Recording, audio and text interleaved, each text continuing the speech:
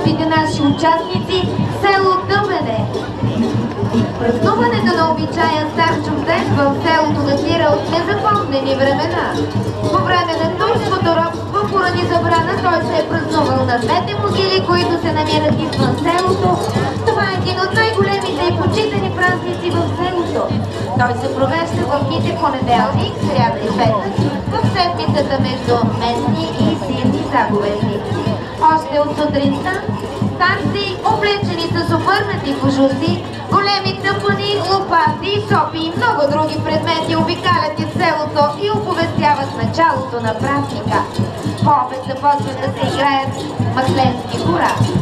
Така наречените старци, които имат завързани на кръста си хлопки с тежина от 40-50 кг и повече на всеки един се събират на групи по махали и се отправят към мейдана, където след обед се събира цялото село.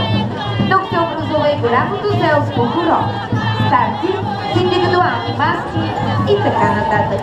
В дните през така наречената старчовска неделя се възпроизвеждат и някои от обичаите като сватба, ритане на вода от булката, жътва, хора, сеитба.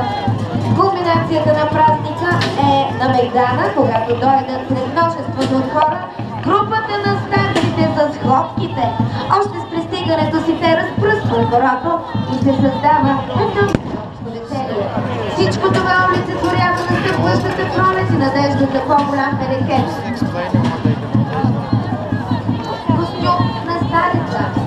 На краката от лезените до коляното на густа от бял домашен шаек, който е украсен с много черен гайтан и китки по тях.